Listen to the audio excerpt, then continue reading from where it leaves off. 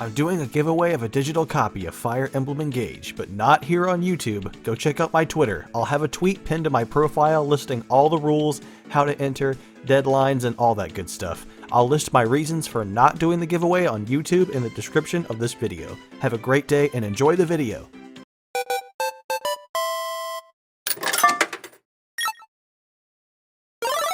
Whoa, warning, opinions ahead. Do you like top 10s? Do you like the Game Awards? Do you like opinions that you think are wrong? Well, you've come to the right place. Welcome to Tyler's Top 10 Games of 2022.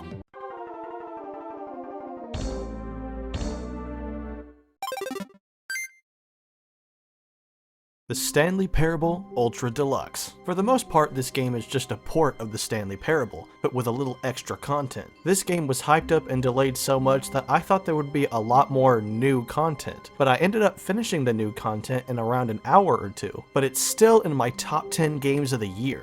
Why? Because the content that is there, I very much enjoyed, and it had me on the edge of my seat the entire time. Mostly because I kept falling out of my chair laughing.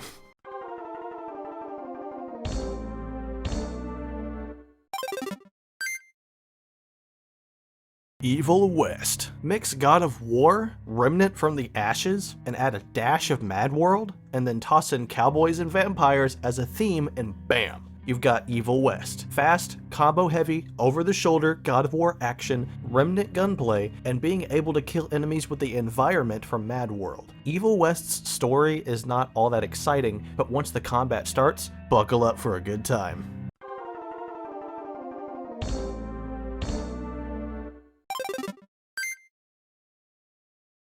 Triangle Strategy. 2022 announced and released a lot of strategy games this year, but the one that shined above the rest for me was Triangle Strategy. Yes, that's a dumb name, but a lot of the game's marketing hinged on its dumb name, and you can't deny that it got people's attention. Its beautiful graphics, strategy gameplay, and yes, its dumb name got me interested, so I gave it a try, and I gotta say, I was blown away. A lot of the levels are genuinely challenging, and the story is completely shaped by your decisions. There were several times where I had to make a nail-biting decision, and I would just stand there, and after a while, I noticed that I had not made a decision for an hour. That's how stressful some of these choices were. The game has a lot of great characters whose lives are in your hands, and the game does a really good job of making you feel that weight. As for gameplay, it's a solid strategy RPG that wears its Final Fantasy Tactics influence proudly on its sleeve, and it does the genre justice.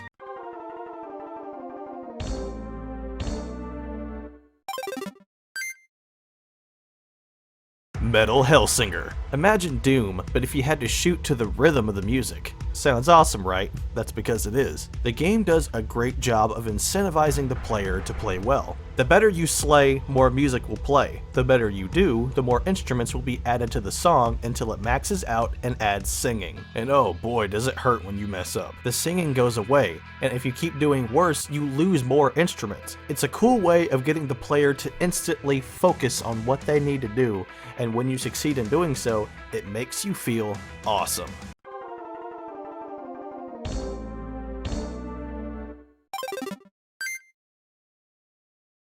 Sifu. And speaking of feeling awesome, no game makes you feel like quite the opposite like Sifu, at least at first when you're learning the game. This game threw me into a hyperbolic time chamber and beat the shit out of me. But then something happened, something clicked, and suddenly I was doing somewhat better. I began to learn, I adapted, and I managed to actually beat the game in my 70s. But hey, a win's a win.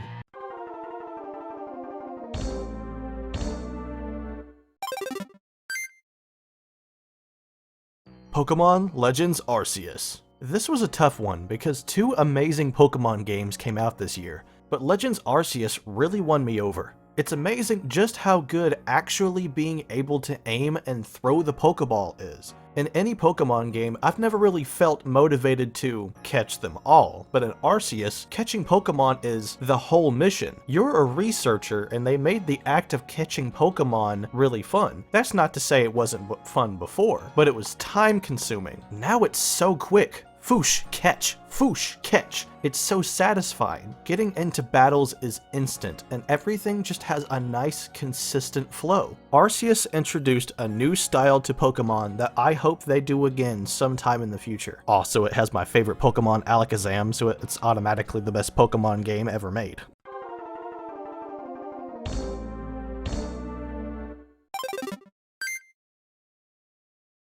Kirby and the Forgotten Land.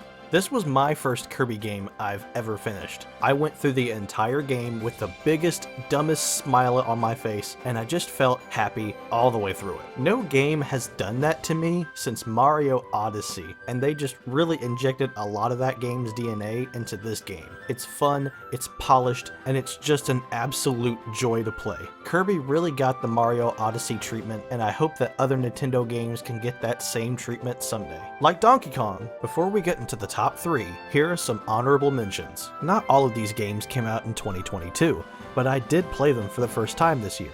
Fire Emblem 3 Hopes.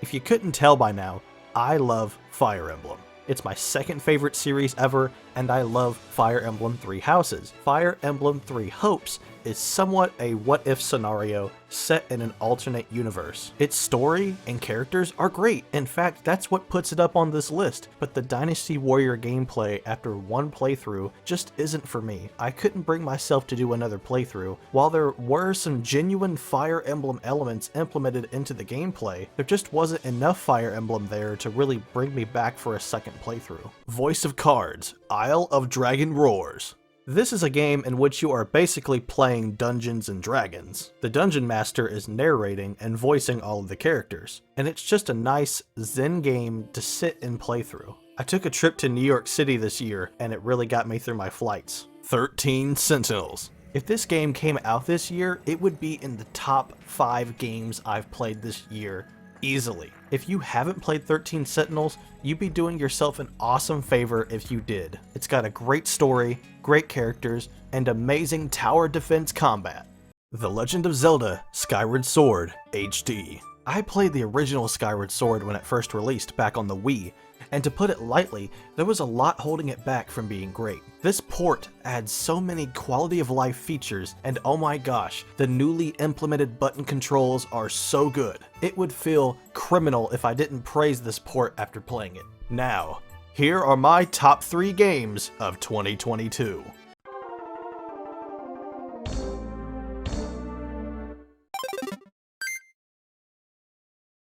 Sonic Frontiers. A Sonic game in the top 3 spot. Shocking, right? Well, I've got to give credit where credit is due.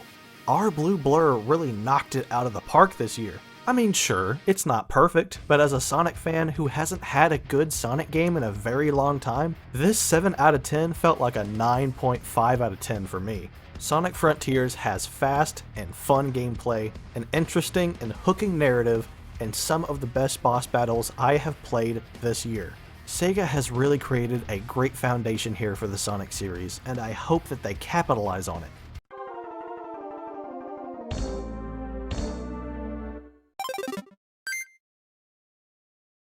God of War Ragnarok. This game released as polished as a diamond. I've never encountered a single bug or glitch or even a noticeable frame rate dip at all throughout my entire playthrough. But on top of it running great, it was also a great game. If God of War 2018 was an ice cream cone with one scoop, then God of War Ragnarok is that same ice cream cone, but they've added another scoop on top. But they didn't stop there. They added chocolate syrup. That's the story and spotlight they give each character. They added whipped cream. That's the quality of life improvements to both combat and exploration. And lastly, they added the cherry on top. Good pacing. But they slightly missed and the cherry slid off and hit the floor, and now the chocolate story is starting to drip a little bit. Is the story as good as that traditional and simplistic ice cream cone that you had back in 2018? Not really, and what you have now is a little bit of a mess, but you're enjoying every minute of it, and you deserve it. And now, it's time to reveal Tyler's #1 game of the year that is in no way predictable.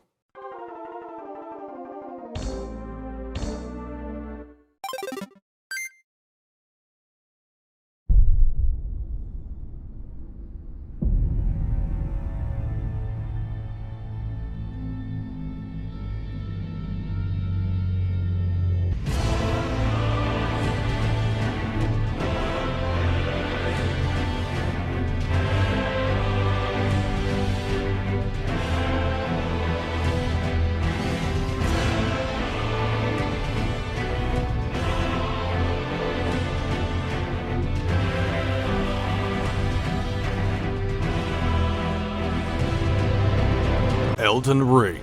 Most of you probably saw this coming, but this is it. This is the game that took nearly 100 hours of my life from me. I was hooked on this game. I was addicted to this game. Heck, it felt like the whole world was. This game introduced so many new people to the Souls community who have never played a Souls game before, including my nephew, and it was so cool to see.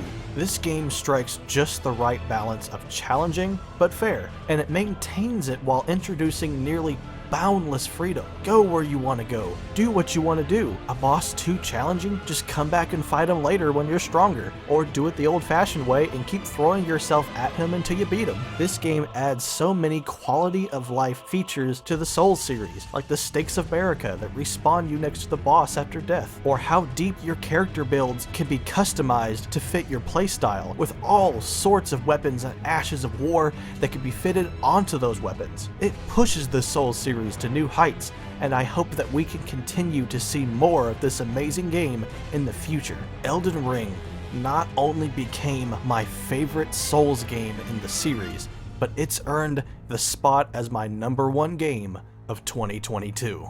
Let me know what your favorite games were this year down in the comments below. I'm Tyler. You can follow me on Twitter at TylerMayCry. New content on the way, so stay tuned. Thank you to the Patreon Brew crew for going that extra mile to support the channel. You guys are awesome, and I hope you all have a great day.